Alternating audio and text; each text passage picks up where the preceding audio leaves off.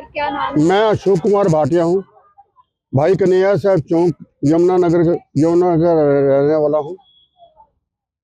क्या चौ- हुआ, किस तरह से ठगी हुई आपके साथ? 24 तारीख को 24 जून 2024 को मेरे घर में दर्पण नाम का बंदा मेरे मेरे से फोन करके मेरे पास में आया कि किसी को मदद चाहिए, तो आप मेरे को मदद करिए। मैं समाज सेवी होने के कारण उसको मैंने मदद करने के लिए हाँ कर दी और वो घर में आ गए। घर में आ गए तो उनको उसने जो तहसील में था वो दर्पण था। दर्पण ने परिचय करा एक हैरी नाम का जो लड़का था, उसने अपना नाम हरप्रीत बताया। हैरी उसका कॉल नेम था और उसने बताया कि मेरा 10 लाख का चेक एक बंदे के पास में फंस गया है, मेरी मदद मेरे को आपकी मदद चाहिए। और फिर और वो मेरा फोन भी अटेंड नहीं कर रहा, वो मेरा चेक फंसा के मेरे को ब्लैकमेल कर रहा है, मेरे को तंग कर रहा है। अब मेरा फोन भी अटेंड नहीं कर रहा। फिर मैंने कहा कि तेरे पास फोन नंबर है उसका। फिर उसको मैंने फोन किया, उसने फोन अटेंड किया। उसने बोला कि मैं बाहर हूँ, चंडीगढ़ में हूँ, तो कल मैं इस विषय में आके बात करूंगा। अगले दिन वो आया, यहाँ पे आया। उसने अपना नाम मुरसलीन बताया और कहता है कि मैं दवाई का काम करता हूँ, बद्दी से काम करता हूँ। मैं एक फैक्ट्री में पार्टनरशिप है मेरी। तो ये उसने परिचय बताया और रेंज रोवर गाड़ी में आया। गाड़ी की फोटो मेरे पास में है, सब है। तो उसने परिचय बताया और उसके बाद में उसने कहा मेरा इसका चेक मेरे पास में भी है, 10 लाख का चेक है, मैं अभी चेक नहीं दूंगा। अगर अगला सौदा ये करवाएगा, अगला सौदा जब मिलेगा तब मैं इसको 10 लाख का चेक दूंगा, उसमें एडजस्ट करके दूंगा। तब मेरा सौदा कब होगा? बोलता है कि हमारे उत्तराखंड का जो व्यापारी हैं वो जब हाँ करेंगे तब पता चलेगा। मैंने बोला फोन कर लो। बोलता नहीं, उनका फोन कभी मिलता है कभी नहीं मिलता।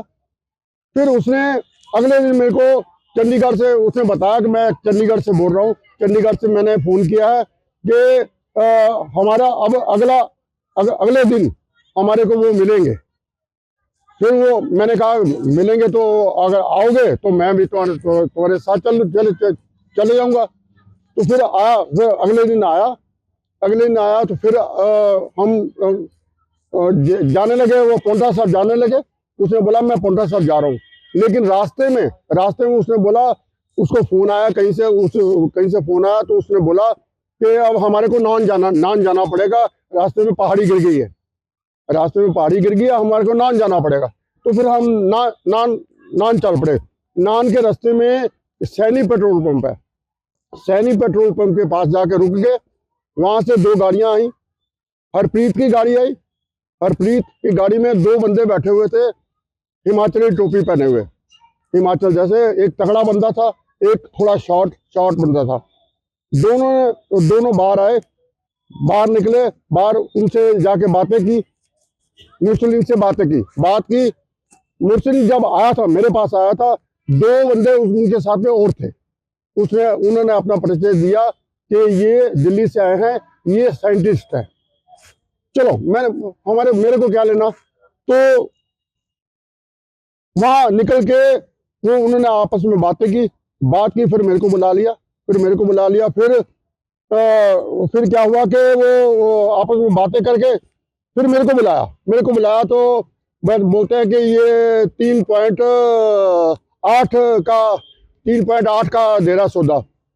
मैंने 3.8 लाख का समझा। हमने करोड़ ना कभी देखे थे, ना कभी सुने थे।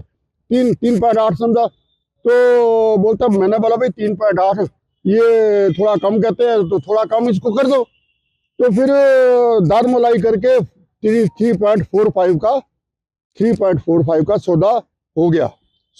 तो फिर उन्होंने अपनी गाड़ी से एक छोटा सा बैग निकाल के उसको उसके हाथ में दिया। वो उसके हाथ में दिया और वो जो साइंटिस्ट साइंटिस्ट का आ रहे थे, उनको दिया तो मैंने देखा, ऐसे देखा कि वो बैग को खोल के उसमें से कोई छोटी सी चीज निकाल के चेक करके उन्होंने उसको वापस दे दिया और बोला कि ओके।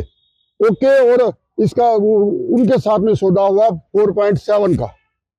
तो उसने बताया कि ये हमारे को 4.7 का बिक रहा है और ये 3.45 का मिलेगा, 3.45 का मिलेगा। और उन्होंने बताया कि हम 50 लाख, जो पीछे बैठे थे उन्होंने बताया कि हम 50 लाख एडवांस भी लेके आए हैं। फिर उस टाइम कैश पैसे थे नहीं, तो फिर सौदा लेना 29 तारीख का हुआ, 29 तारीख को वो सौदा लेना हुआ। तो फिर उनको वो वापस चले गए, हिमाचल वाले वापस चले गए, हैरी भी वापस चला गया। और फिर क्या हुआ, फिर हम भी वापस आ गए। तो फिर क्या हुआ कि वो भी चले गए, मैं भी चला गया। तो फिर अगले दिन मेरे को मुस्लिम का फोन आया कि भाई ये सौदा 3.45 का खरीदना है, तो हमारे पास पैसे बंदोबस्त नहीं हुए, आप 1 करोड़ बंदोबस्त करो। मैं 1 करोड़ में बंदोबस्त नहीं, हमारे को पता ही है कि हमारे को ज्यादा प्रॉफिट होना है, तो आपको भी प्रॉफिट दे देंगे। मैंने बोला मेरे पास 1 करोड़ नहीं है, मैं 20 लाख बंदोबस्त कर दूंगा, 20 लाख बंदोबस्त। मैं जितना बंदोबस्त करता था मैंने उसको बोल दिया। तो नहीं, आप 50 लाख तो बंदोबस्त कर ही दो। इतना करके उसने फोन बंद कर दिया। खैर मैंने 35 लाख बंदोबस्त किया, मैंने अकाउंट से निकलवाए। पुलिस के पास में आज सारे बैंकों से स्टेटमेंट आ गई है, सारे बैंकों की स्टेटमेंट आ गई है। 35 लाख से ज्यादा की स्टेटमेंट है जो पुलिस के पास में है। और फिर क्या हुआ, फिर 29 तारीख को मेरे को फोन आया कि हम साइंटिस्ट को लेके आ रहे हैं और मेरा चेकबुक घर में रह गई है। अगर पूरा पैसा नहीं बंदोबस्त हुआ तो चेकबुक अपने साथ में रख लेना। फिर यहाँ पे आए, मैंने चेकबुक अपने साथ में रख ली, एक्सिस बैंक की चेकबुक अपने साथ में रख ली। फिर हम चले तो फिर फोन आया, चले थे पोंटा साहब, लेकिन फिर नान से फोन आया कि हम नान की तरफ हैं। तो फिर हम नान की तरफ चले तो रास्ते में फोन आया कि ये अगर पूरे पैसे नहीं है तो आप जो चेकबुक है वहाँ पे सढौरे में उसका एफिडेविट दे दो और चेक दे दो। फिर मैंने 29 लाख के चेक दिए, 7 लाख का चेक मुस्लिम के नाम का और 22 लाख का चेक हरप्रीत के नाम का दिया। और फिर आधे घंटे बाद हम लोग नान पहुंचे तो उनको पैसा डिलीवर कर दिया। और उन्होंने वो जो सांपनुमा जो बैग था वो दे दिया। हमने बैग को खोल के नहीं देखा कुछ भी, क्योंकि जल्दीबाजी में सारा काम जल्दीबाजी में हुआ था। फिर हम यहाँ चले, जगाधी की तरफ चले।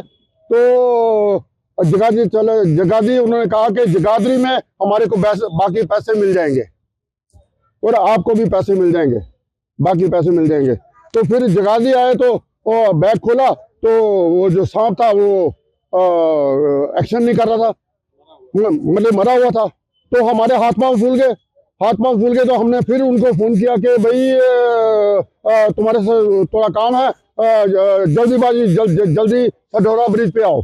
सढौरा ब्रिज पे जाके उनसे बात की। वो कहते हैं कि चलो अगर इनएक्टिव हो रहा है, मर गया है, तो हम क्या करें, हमने तो आपको ठीक ठाक दिया था।